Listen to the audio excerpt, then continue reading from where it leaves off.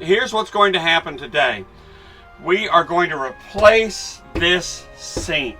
If you have one of these sinks in your Coleman 17B, it's probably made out of polyvinyl chloride, PVC, and this stuff stains something terrible, coffee, tea, things like that.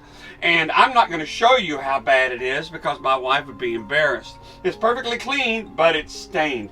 Another thing that discolors this sink is sun coming through here. If you look it up, something like a discolored sink in Coleman 17B, you will see lots of places where people have commented on how ugly these sinks are. And so what we're going to do today is we're going to replace it.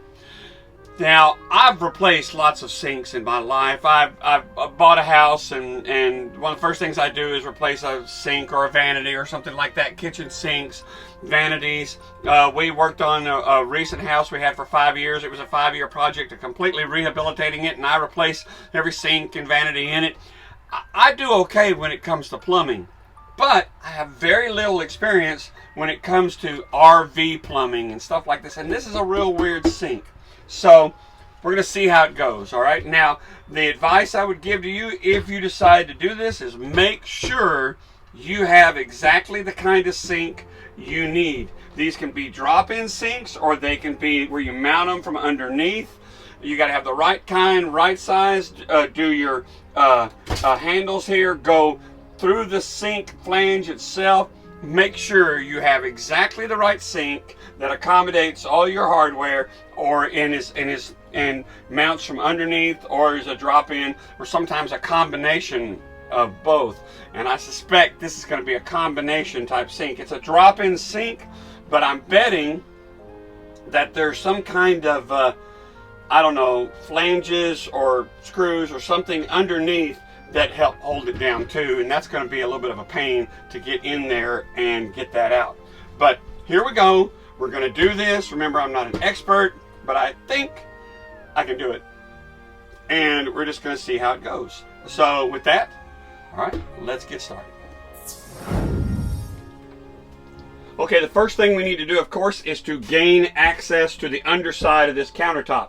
You can do this several ways. You can actually go in through the garbage can holder, something like that. There's a piece of plywood that you can easily take out. You can get to it, and you can kind of crawl in that way. The other way to do it is to take this heater out. This is not difficult. Now, our heater had a habit of going down the road and bouncing out because it just hooks in there. So I put some little, I don't know what you would call them, bumpers or something like that on there just to hold that in place. And we're going to take that out.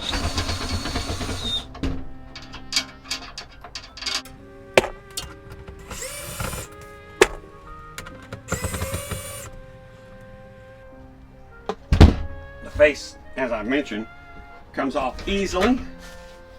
Put it aside, then I'm going to lay it on the bed here in a minute. And then this comes out almost as easily by just removing 4 screws here.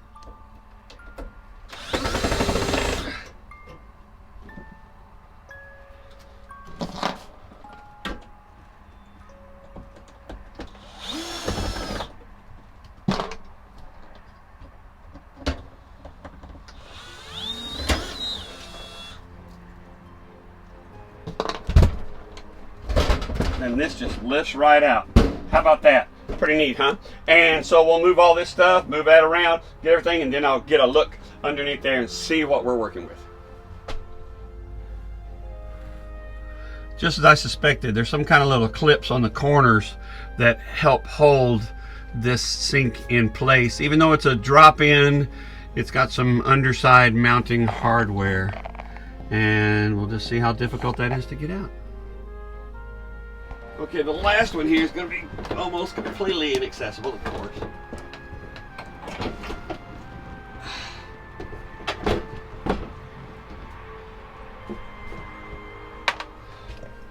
All right, I got those clips out, which I thought was going to be hard, and it was, but a lot easier than it was. Now, theoretically, I have undone the drain right there, and according to everything I've seen, on the internet on how to do this, but of course it was never on a 17B, and it was never this particular sink. But they said all you have to do then is cut the seal, that's some silicone on here, and it'll come right out. Well, that went under there a lot easier than I thought it was going to. Holy cow. Oh my gosh.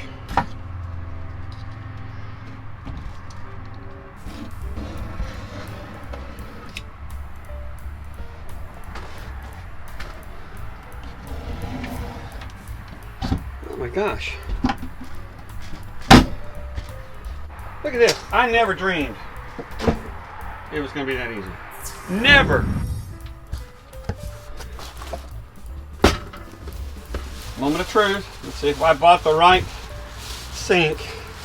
This is a pretty good one. This one costs a little bit more than some and a little bit less than others. It's got this padding to help strengthen it and lessen the noise, the banging, stuff like that. It's pretty good. Let's see if it's going to work. How is that going to look? Is that not awesome? What do you think, baby? I love it. Good answer. All right, we'll get that glued in.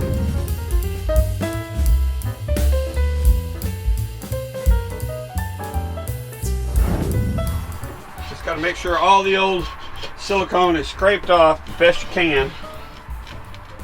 Like I said, I've done this on other sinks, so this is great, man. I can't believe how easy that sink came out. Once I took those clips out, and once I cut the sealant, man, that was easy. Okay. All right, whenever you're doing plumbing, pretty much build as much as you can, not, leaning under the sink. Put it together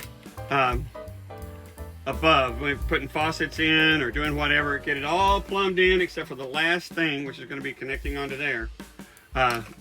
And do all that you can, outside of being stuck underneath something. In a minute, I'm going to just tighten this up fairly hand tight. Then all I have to do is put some silicone around this and then drop it in the sink and then connect the J-trap or P-trap or whatever you call it in your neck of the woods to it, and we're done. How cool is that, huh? Right in the center of it. You don't have to go clear to the edge. You don't have to go clear right up next to it. Put it right in the center and don't go crazy. Okay, the sink is in place. It's caulked.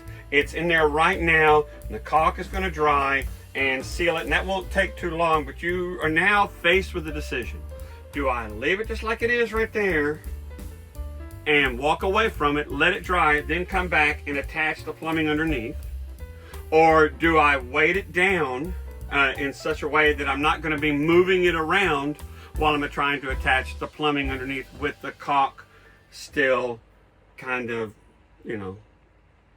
soft, or whatever you want to call it, not dried. So that's a choice you need to make, and I think since it looks like it's going to be real easy to do, I think I'm going to go for weighting it down and then go underneath and going ahead and attaching, because I want to see the water run and know it's done. So there we go. Okay, let's do that.